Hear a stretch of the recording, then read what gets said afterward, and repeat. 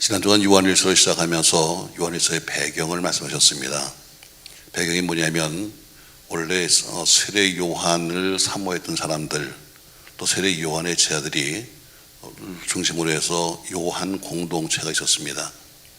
네, 오늘 여기 나오는 요한은 세례 요한이 아닙니다만, 그러나 그들이 쭉 자기 나름대로 금식하며 기도하며 공동체를 만들었는데, 오늘 여기 나오는 우리가 사랑의 사도라고 하는 요한이 그 공동체를 이제 쭉 거느리고 있으면서 한 10년 정도 요한복음을 쓰고 나서 한 10년 정도 아주 은혜 가운데 편안하게 부흥됐습니다.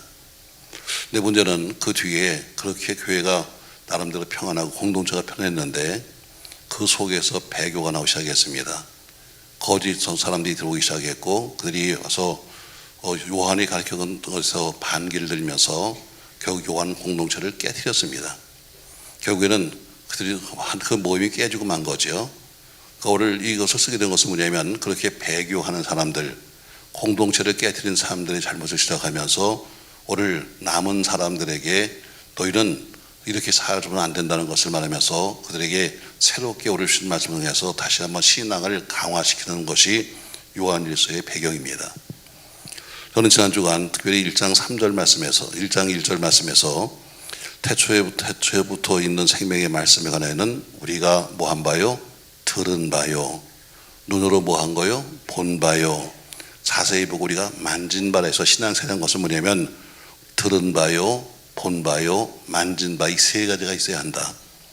그냥 겉도겉도 교회 와서 그냥 앉았다가 가면서 나 신앙생활 합니다, 예수 믿어요 말하지 말고 우리가 말씀을 들어야 되고, 또 말씀에 대해서 어떻게 들었으면 그것을 직접 눈으로 봐야 되고, 그리고 서로 만지는 증인의 삶을 살아야 한다는 것이지요. 오늘 5절 이하에서는 특별히 9절을 우리가 합독했습니다만, 9절에 보면 만일 우리가 우리 죄를 자백하면, 우리가 자백하면 이렇게 말하고 있습니다. 자, 오늘 저는 주님이 어디 오실 것인가, 초림하신 주님에 대해서 말씀하면서 재림하시는 주님은 우리가 어떻게 오실 것인가, 초림하는 주님을 알면 재림하시는 주님에 대해서도 우리가 예비할 수 있겠죠. 왜냐하면 그 예수님은 역시 동일하신 분이기 때문에 초림 예수로 오셨던 그때의 그 곳으로 오지 않겠는가 생각하면서 오늘 세 가지 말씀을 하려고 합니다. 우리 목사님들이 모여서 조찬 기도회 해서 나라 위해서, 국가를 위해서 기도합시다 하는 조찬 기도회 대단히 큰 모임입니다. 회비도 상당히 비싸고 해서 어쨌든 공짜도 아니고 회비까지 상당히 내면서 호텔에 모여서 또 거기 오르고 싶어서 또 저 시골부터 시작해서 다들 모이듭니다. 또 대통령도 가끔가다 오기도 하고 했었는데 꼭 모이는 장소가 호텔입니다. 자, 저도 한두 번 초청받아서 가긴 갔습니다만, 그러나 이게 과연 맞는 건가? 기도는 5분 하고 먹기는 한 2시간 먹고, 그러면서 우리는 조찬 기도에 다녀왔습니다. 이걸 자랑스럽게 생각합니다, 여러분. 아마 주님이 오실 때 그렇게 화려한 곳을 찾았다면 주님은 오지 못했을 겁니다. 아마 주님은 영원히 교회에 오지 않았을 거예요. 호텔이나 멋진 콘도나 이런 데 가시는 거죠. 오늘 세상에 처음 오신 예수님 한번 생각해 보자고요. 예수님은 어떻게 뭐라고 말씀했는가? 우리가 잘 아는 대로 예수님은 마구간에 오셨다 이렇게 말하잖아요. 근데 마구간에 오셨다는 것은 그냥 하나의 마구간이 것이 아니라 더 깊은 내용을 볼 수가 있어요. 또 하나님의 아들이 세상에 오셨는데 그 세상에 나타난 그 모습이 왜 마구간일까? 또 하필이면 부잣집에 태어나지 않고 왜 하필이면 목수의 아들로 태어났을까? 우리 여기서 예수님이 오신 모습을 우리가 생각해 보고 있습니다. 예수님은 어디에 오실 것인가? 예수님은 낮은 곳에 오십니다. 낮은 곳, 높은 곳이 아니라 낮은 곳에. 자, 빌립보서 2장 6절부터 8절까지 말씀에는 이렇게 말씀하고 있습니다. 말씀 같이 읽어요. 그는 근본 하나님의 본체시나 하나님과 동등됨을 취할 것으로 여기지 아니하시고 오히려 자기를 비워 종의 형체를 가지사 사람들과 같이 되셨고 사람의 모양으로 나타나사 자기를 낮추시고 죽기까지 부정하였으니 곧 십자가에 죽으심이라. 자, 오늘 예수님이 태어나신 것 자체가 신비입니다. 마구간에 오셨습니다. 마구간인 것은 뭐예요? 짐승들이 사는 곳이죠. 또 구유에 누웠습니다. 짐승의 먹이통이 구유 아닙니까, 여러분? 왜 하필이면 하나님의 아들이 이 땅에 오시면서 좀 멋진 장소, 저 궁전이나 또 혹은 뭐 옥으로 만든 그런 침상이 좋았을 텐데 왜 하필이면 왜 그렇게 누추한 장소를 찾겠을까? 물론 이미 수없이 예언되어 있는 말씀이었습니다만, 그러나 가장 낮은 곳으로 오신 것을 상징해 주기 위해서만이다. 낮은 곳. 우리가 말한 것처럼 마곡간, 또 혹은 말구유, 또 혹은 목수의 아들 보면 다 어때요? 가장 낮은 것을 말하고 있습니다. 그래서 상징적으로 말한 것이 뭐냐면 가장 낮은 곳으로 오셨다는 것을 표시하는 거죠. 오늘 빌립보서 2장 6절에 보니까 그는 하나님의 본체시나, 하나님의 본체라고 말합니다. 그분이 누구냐? 그분이 곧 하나님이시다. 그분이 곧 하나님의 본체 형체시다. 그것을 현대인의 성경에는 좀 쉽게 썼는데, 그분은 바로 하나님이셨으나 하나님의 권리를 주장하지 않으셨다고 했었습니다. 사람마다 자기 권리를 주장합니다. 뭐 인권도 주장하고 있고 나름대로 다 주장하고 있는데, 그분은 하나님이셨다. 근데 그분이 하나님으로서의 권리를 포기하신 겁니다. 이것이 바로 그분이 오신 거죠. 우리 예수님은 항상 약한 자, 소외된 사람들을 돌보셨습니다. 왜냐하면 예수님이 태어난 지 얼마 안 돼서 편한 사역을 했기 때문에 난민의 아픔도 지적하셨습니다. 또 동네에서 배척당하는 바람에 상당히 고독하게 살았습니다. 심지어 가족들도 예수님을 이해하지 못했기 때문에 오히려 부끄럽게 여겼죠. 예수가 부끄러웠습니다. 가족들도 저게 왜 하필이면 내 형제야? 저 약간 좀 또라이 아니야? 하면서 형제들도 부담스러워했습니다. 그리고 그 사역을 이해하지 못했죠. 그러는 중에 예수님이 공생을 시작하셨습니다. 근데 공생을 시작하시면서 예루살렘에 그 많은 학자가 있음에도 불구하고 학자를 선택하지 않으셨습니다. 예루살렘에 그 많은 종교 지도자들이 많았고 재상이 있음에도 불구하고 그들을 쓰지 않으셨습니다. 예수님은 갈릴리 변방에 어부를 채로 삼으셨습니다. 어쩌면 그냥 늘 알고 있는 사람인지도 모르죠. 왜? 나사렛에서 목수로 살았으니까 주로 배를 갖다가 막 고치기도 하고 또 배를 갖다가 또 가서 뭐 수선하기도 하고 하는 그런 일이 다 목수일이니까. 또 그는 갈릴리에 살았기 때문에 갈릴리 한 중심에 있을 때는 가버나움에 다니면서 거기 세리들과도 알았을 겁니다. 그 예수님께서 사람들을 부르신 것이 뭐냐면 학자나 제사장이 아니라 늘 그냥 함께 있었던 어부들, 늘 자주 만났던 그런 세리들을 불러서 제자로 삼으셨습니다. 그건 아주 자연스러운 거예요. 그냥 늘 알고 있는 사람 중에서 불러낸 거죠. 특별히 내가 제자를 삼겠다고 해서 어느 대학에 가서 교수를 불러낸 것도 아니고 그냥 늘 나는 목수니까 가까이 늘 같이 있는 어부들, 또 혹은 그냥 늘 지나다니면서 보았던 세리들을 불러서 오늘 제자를 삼으신 거예요. 예수님 주변에는 정치하는 사람들이나 또 돈 많은 부자들이나 이런 사람들보다는 힘없고 가난한 사람들이 더 많았습니다. 예수님 당시는 경제 구조가 아주 확실했습니다. 뚜렷했어요. 신분이 아주 뚜렷했습니다. 예루살렘을 중심으로 살고 있는 사람들은 대부분 다 부유한 사람, 지적인 사람, 종교적인 사람, 생활수준이 높은 지성인들이 예루살렘의 중심으로 살았습니다. 반대로 갈릴리 지역에는 천한 사람, 거친 사람이 최소한의 생계를 유지하며 살았던 것이 갈릴리입니다. 그러니까 예루살렘에 들어가면서 중심부에 가면은 뭐 우리도 마찬가지겠죠. 저 중심에 어디 강남이나 혹은 명동이나 가면 부자들이 모이는 것처럼 거기에는 서기관들, 바리새인들 혹은 제사장들이 중심적으로 모여서 정치하고 혹은 경제적인 활동하고 종교 생활을 했습니다. 갈릴리는 주로 어부들이나 거처가 일정하지 않은 노숙자들이 모여서 주로 살았습니다. 그러니까 지적인 수준도 낮았고 생활 수준도 낮았고 문화적인 수준도 아주 약한 지역이 갈릴리 지역이었습니다. 그래서 예루살렘 사람들은 항상 갈릴리에 대해서는 우월적인 존재감이 있었습니다. 저것들 못 사는 것들, 저것들 좀 못 배운 것들 하는 항상 그런 마음이 예루살렘에 있었다는 것이지요. 또 갈릴리 사람들은 항상 예루살렘에 비해서 열등감을 느끼고 살았습니다.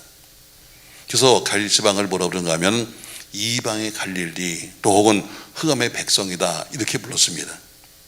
예수님이 그 지역에 직접 사시면서 가장 천한 사람들, 가장 무식한 사람들, 종교적 사회적 열등감이 빠진 사람들 속에서 함께 사시면서 그들 속에서 제자를 보내신 겁니다. 전혀 거리감이 없었습니다. 왜? 함께 살았으니까. 어느 귀족이 들어서 뽑은 것이 아니라 그냥 함께 살다 보니까, 늘 그런 사람들 같은 살다 보니까 누구도 예수를 꺼리키지 않았고 쉽게 부르고 있었고 쉽게 만났습니다. 알다시피 예수님은 예루살렘의 종자들처럼 좋은 옷도 없습니다. 그들은 늘 옷에 술을 길게 누리고 항상 신분을 과시했으며 나 이런 사람이야 이랬습니다. 재산은 집에 있는 목수의 연장이 예수님의 총 재산이었습니다. 또 그러니까 일하다 말고 언제든지 시내에 들어가서 그냥 또 설교하고 나와서는 또 가서 또 일하고, 이것이 예수님의 일이었습니다. 다만 그렇게 하시면서도 하는 설교가 그들이 말하기에는 어때요? 어느 서기관들과는 달랐다라고 성경은 말씀하고 있습니다. 가난했습니다. 불편하긴 했지만 그러나 죄라고 생각하지 않았습니다. 바로 이것이 바로 예수님이 오셨던 바로 낮은 자의 모습이었습니다. 바로 예수님이 계신 곳이 어디냐? 낮은 곳이었습니다. 오늘 다시 오실 주님도 어디 오실 것인가? 낮은 곳에 오실 것입니다. 그러니까 여러분께서 그래서 살아가는 삶이 우리가 일부러 뭐 빈곤하게 살자는 것이 아니라 마음을 비우고 사는 사람이 올 겁니다. 저는 여러분과 제 마음을 가난하게 한다면 가난한 그 마음에 주님이 오실 것을 믿으면서 오늘 주님은 어디 오십니까? 바로 낮은 곳에 오십니다. 아멘. 높아지려고 하지 마십시오, 여러분. 뭐 내가 좀 하겠다고 껐덕대지 마십시오, 여러분. 그런 마음이 아니라 비어있는 마음, 가난한 마음을 가진 사람에게 오시는 거죠. 자, 예수님은 또 어디 오시는가? 누가복음 2장 8절 9절에 보면은 우리가 잘 아는 이야기죠. 같이 한번 읽겠습니다. 그 지역의 목자들이 밤에 밖에서 자기 양떼를 지키더니 주의 사자가 곁에 서고 주의 영광이 그들을 두루비침에 크게 무서워하는지라. 아멘. 자, 목자들이 밖에서 밤에 자기 양떼를 지켰습니다. 자, 근데 그때 양떼를 지키고 있는 그곳에 주의 사자가 곁에 서고 영광이 두루비쳤다 이렇게 말씀하고 있습니다. 예수님은 가난했습니다. 비록 남들에게 비난받고 살았음에도 불구하고 그러나 우리 주님은 항상 사모하는 사람들에게 하셨습니다. 사모하는 사람. 맞습니다. 여러분, 사모하는 사람에게 가는 것은 당연하죠. 여러분도 마찬가지잖아요. 여러분을 사모하는 사람에게 가려고 하지 여러분을 배척하는 사람에게 일부러 가는 사람이 있겠습니까? 여러분 눈을 똑바로 뜨고 이렇게 보는 사람에게 신경이 쓰지 좋은 인간에게 신경 쓰겠습니까? 맞습니다. 여러분, 사람이 가난하게 살면 천국 백성으로 가는 것이 또 아니고 부자로 살면 지옥 가는 것도 아닙니다. 다만 환경이 잘못하면 그렇게 만들 수 있다는 것입니다. 그러나 우리 주님은 어때요? 모든 사모하는 사람에게 항상 보이셨습니다. 헤롯처럼 거짓 예배를 헤롯은 어때요? 헤롯 왕은 그 예배를 드렸습니다. 그러나 거짓 예배를 드렸습니다. 우리 하나님이 거짓 예배를 받으시지 않습니다. 와서 앉은 채로 어때요? 마음은 콩밭에 가 있는데 와서 앉은 사람을 좋아하지 않지요. 오늘 추운 한밤중에 양물을 지키는 목동들처럼 예수님이 어때요? 그렇게 자기가 주어진 일에 생물을 다하면서 사모하는 사람들을 찾는 겁니다. 저는 여러분 이 자리가 예수님을 사모하는 자리가 되기 바랍니다. 사모하는 마음이 있어야지요. 전혀 그런 것이 없어요. 그냥 시계 추가 왔다 갔다 하는 것처럼 왔다 갔다 하면서 자리만 채웠다 가지 말고 올 때도 좀 사모하는 마음으로, 또 어때요? 올 때도 좀 우리 주님을 만나겠다는 그런 마음으로 오셔야 되는데, 바로 우리가 주님이 어때요? 항상 사모하는 것이 좋습니다. 우리 주님 말씀합니다. 사모하는 영혼을 만족하신다고 하셨습니다. 헐떡이는 사슴이 시냇물 타는 것처럼 헐떡이는 심정으로 하나님의 임재를 기다리는 사람에게 하나님의 은혜를 주시는 것이지요.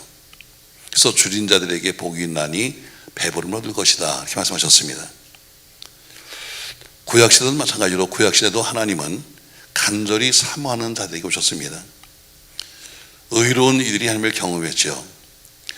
신약시대도 마찬가지로 주님의 은혜를 사모하고 기다리는 사람들이 오셨어요. 구약시대에 하나님이 오신 거나 신약시대에 주님이 오신 거나 다 똑같이 마찬가지로 사모하는 곳에 오셨다는 겁니다. 그들이 아파서 치료받기를 사모했습니다. 우리 주님이 치료해 주셨습니다. 그들이 어려워서 필요를 채워달라고 기도했습니다. 채워주셨습니다. 예수님의 얼굴을 사모하는 사람은 어떤 사람은 체면을 버리고 묵나무에 올라갔습니다. 그리고 주님을 만났습니다. 주님을 사모하는 사람은 가서 남의 집 또 그 지붕을 뚫고 그 친구를 매달았습니다. 그처럼 모두가 사모하는 사람들에게 역사하는 겁니다. 여러분, 사모하는 마음으로 남들 몰래 손을 내밀어 예수의 옷자락 잡았던 여인이 고침을 받았습니다. 사모하는 마음으로 하인의 질병 때문에 유세를 찾았던 사람이 응답을 받았습니다. 사모하는 마음으로 딸의 질병을 가지고 와서 애원하던 그 여인, 바로 질병에서 고침받았습니다. 우리 주님은 항상 사모하는 사람을 축복하십니다. 저 여러분, 그냥 예배당에 와서 앉았다 가지 말고 오실 때부터 가실 때까지, 아니 가셔도 사모하는 마음이 되길 바랍니다. 말씀 여러분, 오늘 첫 번째 보니까 예수님은 바로 어떻게 오셨는가? 가장 낮은 곳을 찾아오셨습니다. 또 두 번째 보니까 예수님은 어때요? 예수님은 사모하는 자가 오셨습니다. 저는 종종 예배를 드리면서 여러분이 앉은 모습, 여러분이 하는 태도를 보면서, 야, 저 사람이 뭐 하려고 왔을까? 그냥 집에서 앉아있지. 뭐 하려고 저렇게 발로구까지 다 왔는데 와서 끄벅끄벅 졸라가는 모습이 저 왜 왔을까? 그냥 잘되면 집에서 사는 게 훨씬 낫잖아. 이럴 때는 이렇게 보는 거예요. 누가 좋은 사람이 있나? 그럼 카메라는 빨리 좋은 사람을 찾아야 돼. 내가 부탁했어요. 저는 좋은 사람이 있으면 카메라에 찍으라고. 왜? 그러면 볼만할 거예요. 어쨌든 뭐 누가 보든 안 보든 간에 어쨌든 전 세계로 하는 방송에 딱 찍히면은 이 사람이 누구야? 그리고 입에다 이름을 쓰면 더 좋겠지. 아무게 이렇게. 자, 오늘 사모하자. 여러분, 사모하는 사람 치고요. 성경에 보세요. 사모하는 사람 치고 주님 못 만난 사람이 없었습니다. 다 만났어요. 근데 그런 마음이 없죠. 그냥 하나의 형식적인 모습으로 그냥 시계추가 흐르는 것처럼 왔다가 그냥 앉았다 가는 모습이죠. 그러니까 그것을 뭐라고 성경에서는 성전 뜰만 밟고 간다는 거죠. 성전 뜰만 밟고 가는 겁니다. 와서 성전 뜰만 밟고 그냥 국수 한 그릇 먹고 가는 거예요. 그냥 가기 섭섭하니까 국수도 한 그릇 먹고 또 떡이라도 한 몇 점 지어 먹어야 되겠지. 아니, 여러분, 이왕 여러분과 제가 왔으면 주님을 만나고 해야 될 텐데 어떻게 만나는가? 낮은 곳으로 오시는 주님, 사모하는 사람이 오시는 주님. 이 밤도 여러분 사모하니까 이 밤에 비 오는 다음에 오셨잖아요. 자, 오늘 세 번째, 오늘 주님은 어디 오실 것인가? 오늘 본문을 다시 보세요. 자, 1장 8절입니다. 8절 같이 있습니다.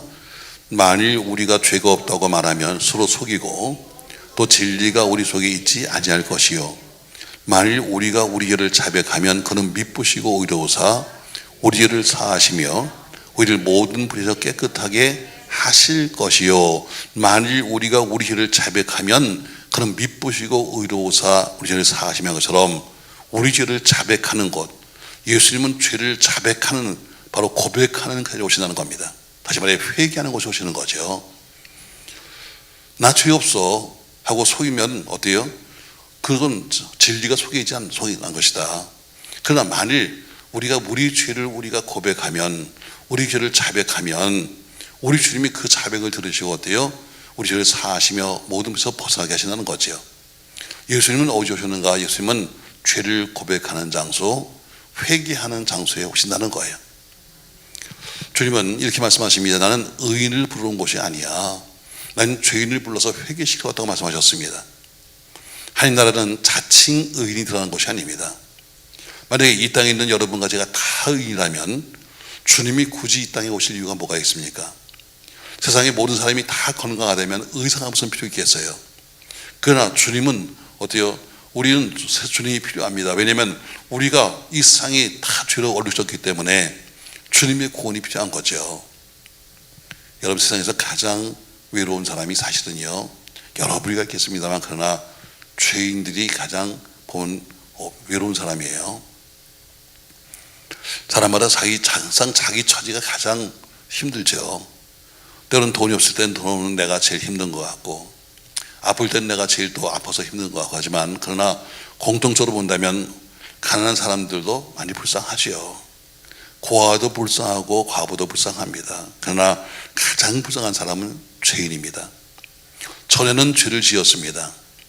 그리고 죄를 지었기 때문에 가서 죄인으로 살아다 감옥에 갔다 왔어요. 근데 문제는 나오면 누가 환영해 주는가? 가족도 환영하지 않습니다.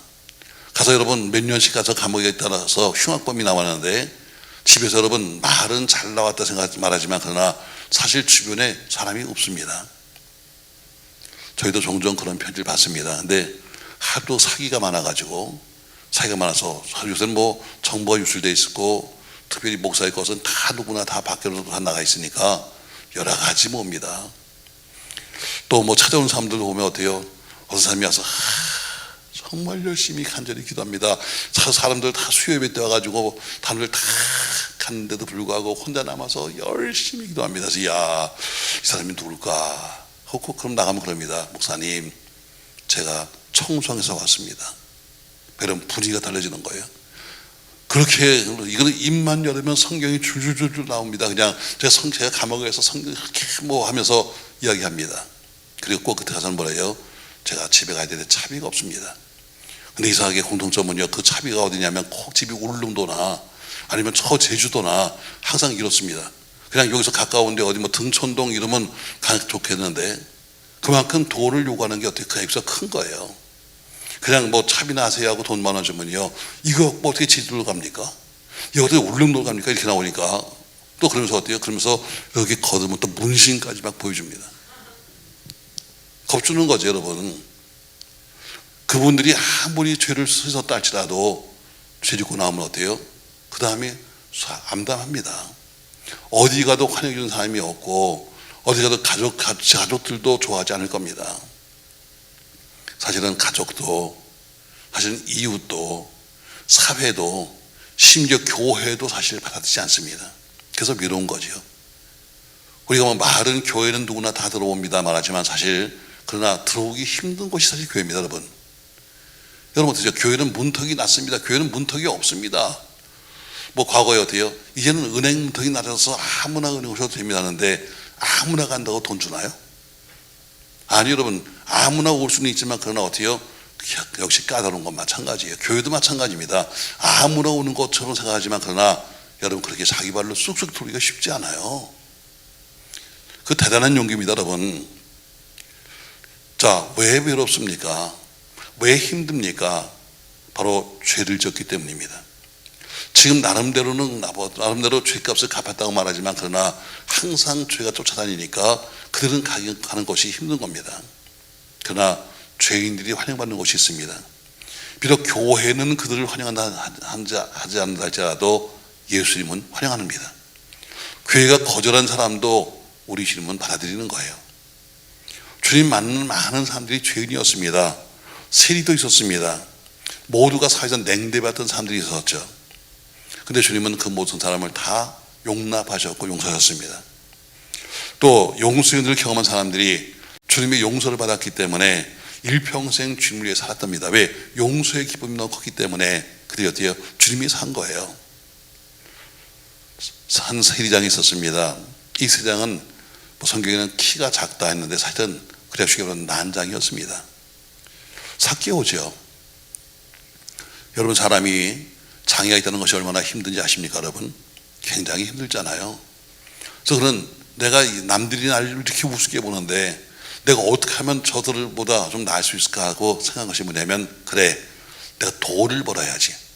내가 몸은 내가 비록 좀 약하다고 보고 내가 몸에 문제가 있다 할지라도 그래도 내가 돈이 많으면 나를 우습게 못 보지 해서 열심히 벌었습니다. 그래서 그는 세리장이 됐습니다. 그 당시 세리장이라는 것은 돈 주고 사는 직분이었습니다. 입찰을 합니다. 자, 목동에 세금 걷는 것을 입찰합니다 하고 붙이면 서로가 돈을 내는 겁니다. 내가 얼마에 사겠습니다는 권리 사는 겁니다. 이게 세리장이에요. 그러니까 일단 세리장이 되고 나면 그가 매기는 게 세금입니다. 그리고 못 고치면 뒤에 있는 로마의 군병들이 동원해 줍니다. 그러니까 그는 막강한 힘을 가진 겁니다. 삭개오는 몸은 좀 그 문제가 있었지만, 몸은 장애가 있었지만 그러나 그는 세리장이 되었습니다. 자, 그런 생각했습니다. 이제는 내가 세리장이 되었으니까 나를 깔보지 못하지, 나를 우습게 못 보지. 그런 큰 집에 살면서 그렇게 살았을 겁니다. 근데 항상 그의 마음은 비었습니다. 뭐 돈만 있으면, 명예를 가지면 했는데 다 가졌음에도 불구하고 채워지지 않았습니다. 그러나 어느 날 사람들이 소문을 들었습니다. 예수를 만나봤다. 그런 소문을 들었는데 남들이 막 뛰어가는 겁니다. 그래서 물어봤어요. 너희들 어디 가냐? 물었더니 야 삭개오야, 예수가 지나간다. 예수가 지나간다. 그렇게 자기가 보고 싶었던 예수가 지나간다는데 그는 어떻게 같이 뛰기 시작합니다. 그런데 워낙 키가 작으니까 뛰어봐야 남들 쫓아갈 수가 없는 겁니다. 가보니까 벌써 다 예수님을 중심으로 다 길이 막혀버리고, 그리고 다 아무리 작은 키에 까치발 들어봐도 볼 수가 없는 거죠. 근데 그때 앞에 뽕나무가 보였습니다. 여러분, 그 뽕나무가 뭐예요? 다 그렇게 많은 사람이 다 예수를 보려고 까치발 들었지만 그러나 뽕나무를 본 사람은 삭개오밖에 없었습니다. 어쩌면 이 뽕나무는 오래 하나님께서 예수를 만나게 하기 위해서 심어놓은 뽕나무입니다. 그 뽕나무에 삭개는 올라갑니다. 여러분 생각해 보세요. 여러분, 나이 든 사람이, 그래도 키가 작은 난쟁이가 그래서 뽕나무에 매달렸다. 여러분, 이게 얼마나 웃기는 얘기예요. 근데 지나가던 주님께서 한 번도 본 적 없는 그 삭개오에게 말씀하기를, 삭개오야 내려와라. 내가 오늘 내 집에 누워야 되겠다. 삭개오는 예수의 말씀을 들은 다음에 깜짝 놀랐습니다. 그리고 예수를 집으로 모셨습니다. 한 번도 나를 본 적이 없는데 어떻게 내리면 할까? 그는 예수님 앞에서 고백했습니다. 예, 남들은 수근수근 되는 거예요. 야, 저 예수가 죄인 집에 들어갔네? 예수가 죄인 저 난장이 집에 들어갔네? 하고 남들은 수근됩니다. 그때 삭개오가 고백합니다. 주님, 내 소의 절반을 팔아서 가난한 자에게 주겠습니다. 내가 혹시 남의 것을 빼앗은 것이 있다면 내가 4배를 갚겠습니다 하고 고백했습니다. 예수님이 시킨 거 아닙니다. 여러분, 예수님이 삭개오야, 너 남의 거 훔친 거 있지? 너 내놔. 이렇게 말씀하신 적이 없어요. 한 말씀만 하셨습니다. 그냥 이름 한마디. 생전 처음 보는 삭개오에게, 삭개오야 내려와라. 내가 오늘 네 집에 가서 위에 되겠다는 삭개오라고 불러주는 그 이름 한마디 때문에 그는 어때요? 자기 스스로 고백한 겁니다. 예, 제가 내 재산을 팔아가지고 내가 절반을 가난한 사람에게 주겠습니다. 그렇게 지금까지 돈 했는데, 지금까지 가장 삶의 목적이었던 돈을 난 포기하겠습니다. 여러분, 예수 믿으면요, 내 것도 포기하는 거예요. 왜 아멘을 안 해? 포기를 내니까 저 양반이 또 무슨 얘기를 하려고 그러나? 여러분, 삭개오한테 예수님께서요, 야, 넌 돈 많은 부자니까 돈 좀 내라. 야, 내가 가서 남들 나눠주게. 이렇게 말씀 안 하셨습니다. 딱 한마디 했어요. 삭개오야 내려와라. 근데 어때요? 삭개오는 나를 아는 주님, 나를, 내 이름을 불러주는 주님 때문에 어때요? 그는 자기가 갖고 있는 재산의 절반을 팔아서 가난한 자에게, 혹시 내가 남의 것을 토색한 거, 훔친 것이나 빼앗은 것이 있으면 내가 4배를 갖는 율법대로 살겠습니다. 이렇게 말합니다. 자기 과오를 고백하고 보상을 결심한 겁니다. 이때 예수님께서 뭐라고 그래요? 오늘 구원이 이 집에 이르렀으니 이 사람도 아브라함의 자손이다 하면서 이어 말씀하시기를, 인자가 온 것은 잃어버린 자를 찾아 구원하기 위해서 오셨다고 말씀하고 있습니다. 사랑하는 성도 여러분, 여러분과 저도 진정 예수 만났다면요, 내가 좀 뭘 포기해야지. 내 건 그대로 다 손에 쥐고 앉아서 내 명예, 내 권세, 내 하고 싶은 거 다 해가면서 예수 믿겠다고, 여러분, 이게 될 얘기입니까 여러분? 아니요. 진정 우리가 예수 만나면요, 내 건 없는 거예요. 다 주님 거야. 그렇지, 아멘이 되겠어. 저 양반이 자꾸 이게 무슨 의도인지 모르겠네. 비 오는 날 불러다가. 성경에 보세요 여러분, 다 은혜 받으면요 다 내려놨어요. 은혜 받으면 다 포기한 거야. 지금까지 어때요? 어부로 살던 사람들이 어때요? 어부는 자기 가지고 있는 자기 배나 또 혹은 그 어부의 도구가 자기 삶입니다. 근데 어때요? 그거 다 버려두고 가잖아요.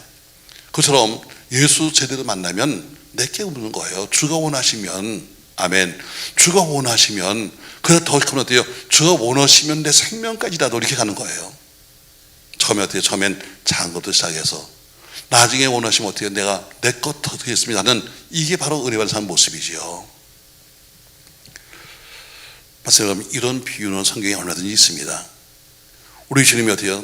오늘 그 삭개오가 자기 잘못을 고백하고 또 내가 내 것을 포기하겠다고 하는 그 순간에 우리 주님이 하신 말씀이 뭐예요?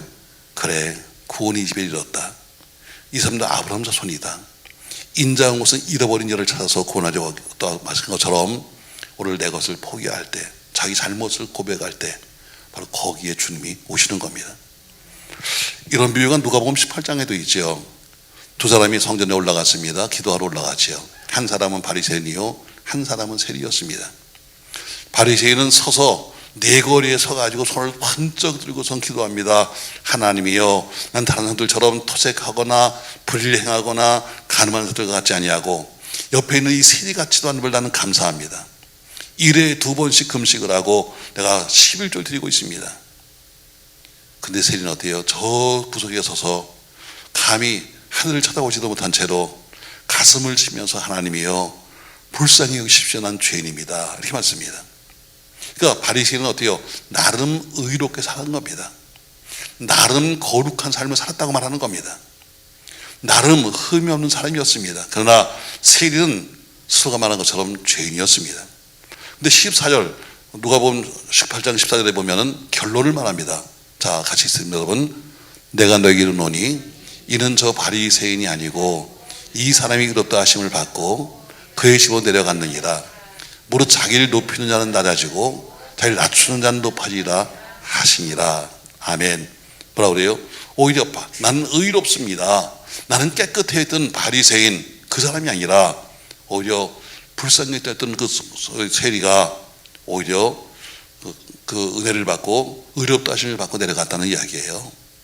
주님은 늘 죄인 곁에 있었습니다.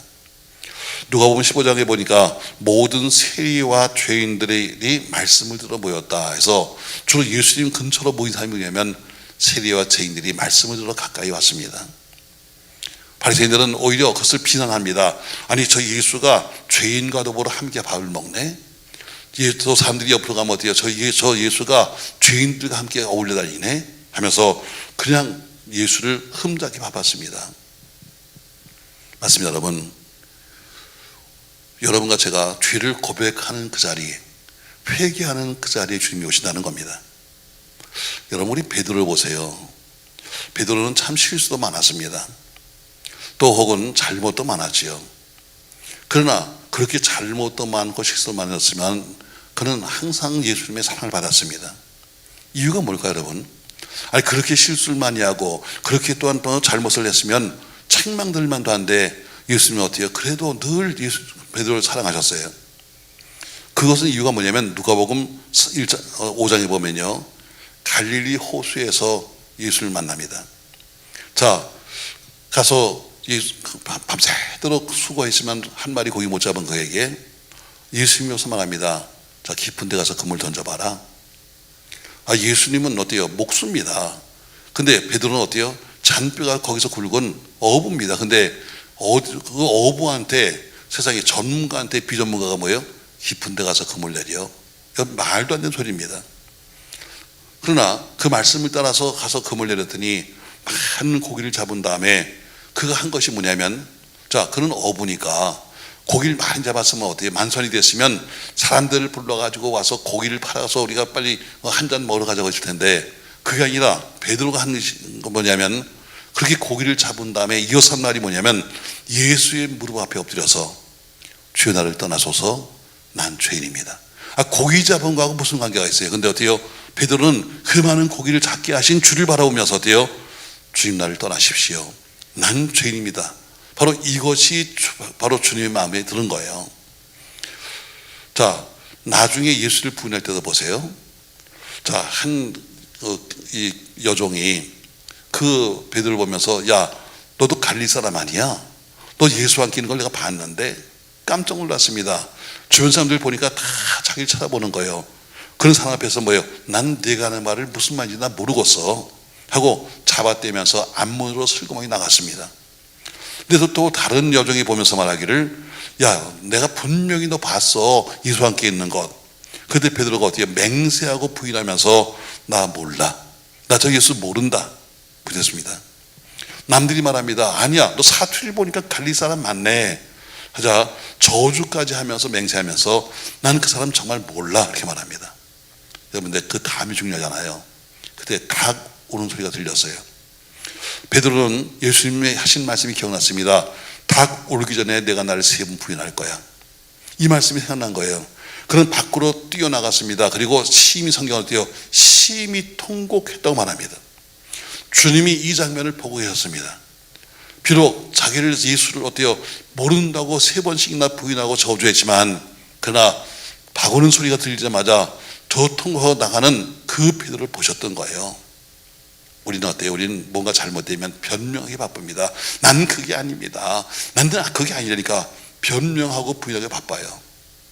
그럴 수밖에 없었습니다. 나는 정말 내 마음은 그게 아니지만 그러나 어떡합니까? 살려면 할 수 없이 하고 당위성을 드러났을 거예요. 그러나 비록 베드로가 성질이 급했습니다. 다혈질이었습니다. 그러나 베드로는 죄가 생각이 나니까 통곡하고 회개했습니다. 이게 베드로의 위대한 점입니다. 자기 잘못을 인정하고 그리고 고백하고 회개하는 것, 이게 위대한 사랑입니다. 그래서 슬그머니 지나가면서 얘는 뭐 세상 끝났으니까 입만 꼭 다물고 있으면 세월이 가면 잊어지겠지. 아니요, 잊어지지 않습니다. 죄는 잊어지지 않습니다. 오늘 베드로가 위대한 것이 뭐예요? 잘못도 했습니다. 실수도 했습니다. 다른 이와 똑같이 예수를 어때요? 바라본 거나 똑같이 저주하고 맹세까지 했습니다. 그러나 그 죄가 기억이 나니까 그런 통곡하고 나가서 울며 회개했던 바로 그 모습이 베드로를 위대하게 만든 겁니다. 맞습니다, 여러분. 예수님은 자기의 죄를 인정하고 그것을 고백하는 자를 사랑하십니다. 그래서 마태를 부르신 다음에는 이렇게 말합니다. 내가 공의를 원하고 제사를 원치 않노라 하신 뜻이 무엇인지 배워라. 내가 의인을 보는 것이 아니라 죄를 보러 왔다고 말씀하셨습니다. 분명히 이것은 주님은 공의를 원하십니다. 오늘도 주님 앞에서 우리가 나는 어쩔 수 없습니다. 또 살다 보니까 내가 또 이렇게 살았잖아요. 이렇게 말하지 말고 솔직하게 우리의 죄를 고백하고 용서를 구하신다면 바로 주님은 그 자리에 오시는 겁니다. 어전 여러분에게 주님은 어디 오십니까? 이런 제목으로 지금 말씀하고 있어요. 주님은 어디 오시는 겁니까? 자, 우리는 주님의 재림을 기다리는 백성입니다. 주님은 약속하신 대로 초림해 오셨습니다. 이제 우리는 다시 약속하신 주님을 기다리는 백성입니다. 우리가 기다리는 것이 과연 주님이 오실 만한 자리인지 아니면 오시지 않을 자리인지 알아야 합니다. 우리가 주님을 기다린다고 말하는데 우리가 지금 서 있는 자리가, 앉아 있는 자리가 주님이 오실 수 없는 자리라면 우리는 지금 뭔가 잘못 가고 있는 겁니다. 주님이 오실 수 있는 자리에 있어야 합니다. 첫 번째, 주님은 가장 낮은 곳에 오십니다. 스스로 높아지지 마십시다, 여러분. 자꾸 낮아지지 마시고 자기 마음을 비울 생각을 해야지. 자꾸 뭔가 채우려고 생각하면 그것이 뭐예요? 결국은 주를 맞이할 수 없게 되는 겁니다. 주님은 가장 낮은 자리, 마치 갈릴리의 가장 낮은 곳에 오신 것처럼, 또 말구에 오신 것처럼, 또 우리 주님이 어때요? 거기서 사셨던 것처럼 가장 낮은 곳에 오시는 겁니다. 두 번째, 주님은 어디 오시는 것인가? 주님은 사모하는 자리에 오십니다. 사모하십시오, 여러분.